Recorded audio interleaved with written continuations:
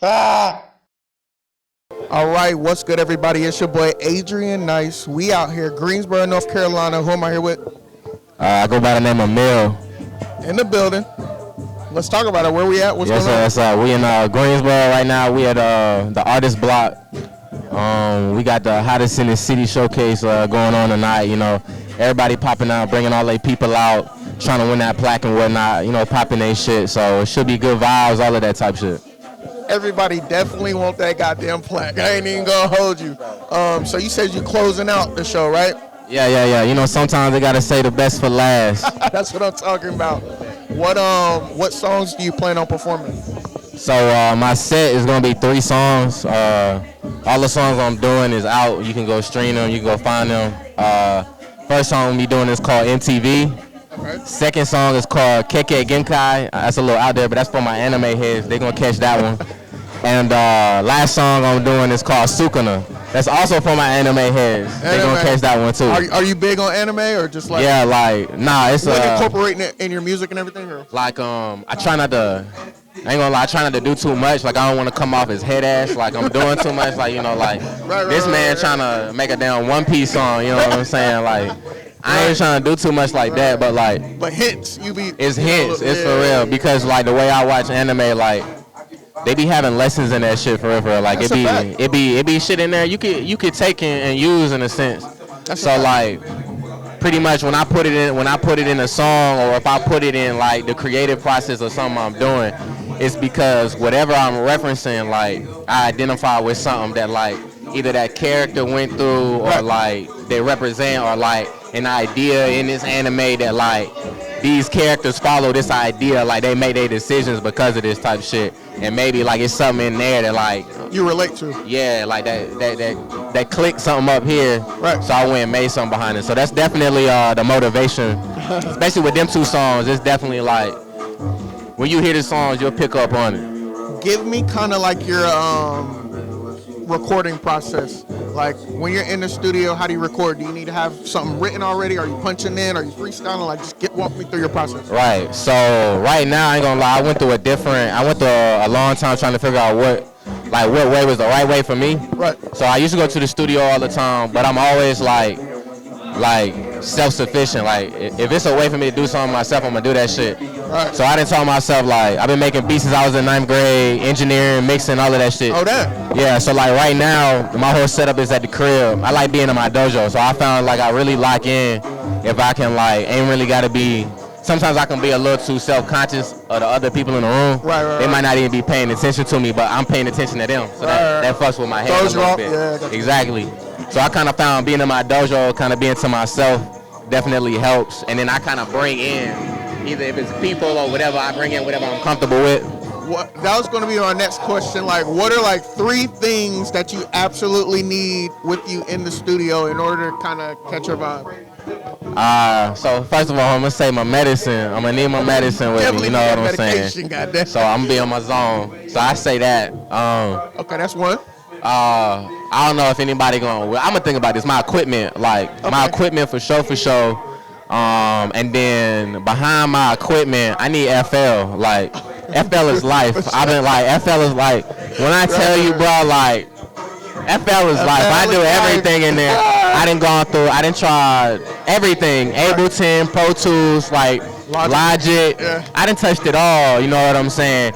Just in the in the effort of making sure that I'm not just being a fanboy. Right. FL is life. Like everything there. You can mix everything in there, bro. So you said before you got into music, like getting on a mic, you were producing and engineering?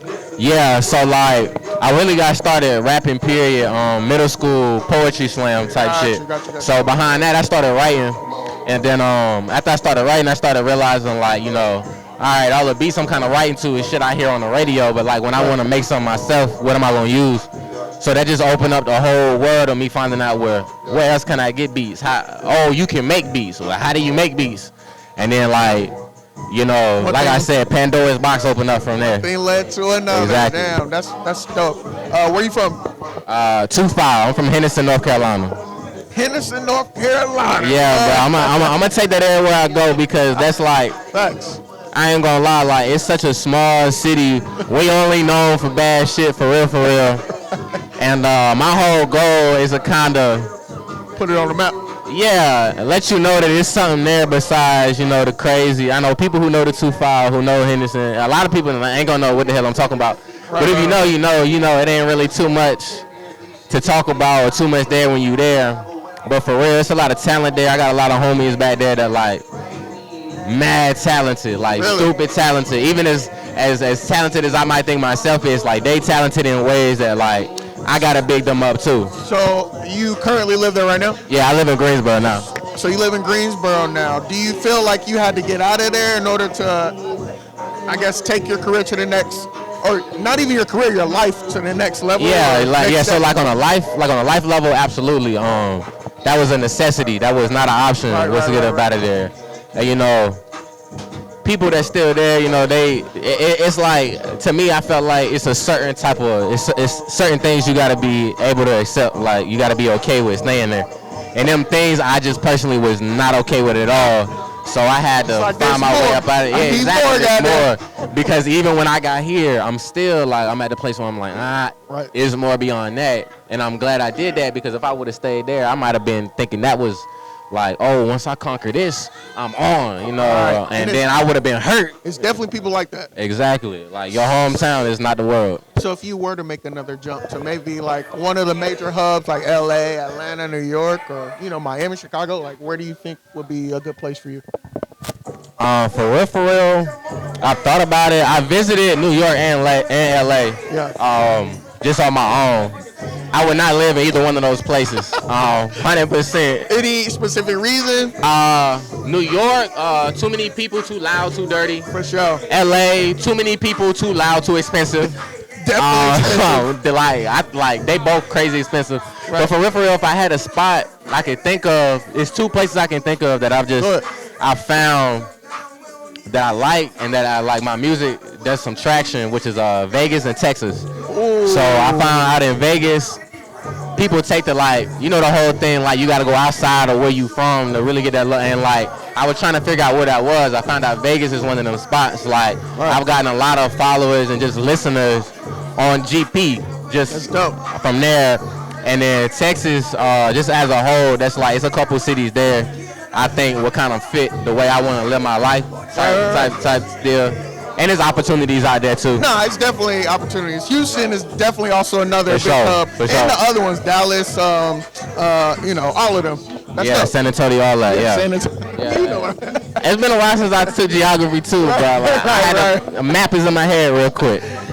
What's next for you, man? Really, what's next for me? Only thing I can think of when you say that is like growth, expansion, like more, like more people, like more shows, more views, more like I really want everything right now. Like I feel like right now I'm kind of into the season of like I'm real hungry, and like I think it's a lot of things like personally maybe I wasn't confident about that I needed reassurance on that I didn't like.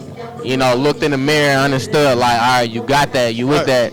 So now it's really kind of about taking that confidence and conveying it to other people, because I find that people are attracted to confident people. Right. Not necessarily arrogant people, but confident people. When you got a good product, when you know what you got is good and you carry yourself like that, people appreciate that, because when you undersell yourself, people might look at you as an opportunity, and when you oversell yourself, people look at you as overrated. You already big-headed, and your product not even like that. I was just doing an interview with King Carter, and he was saying the same thing about confidence. Like, it's, you know, knowing what you got, and then, like you were saying, communicating it effectively, et cetera, et cetera. Confidence is key.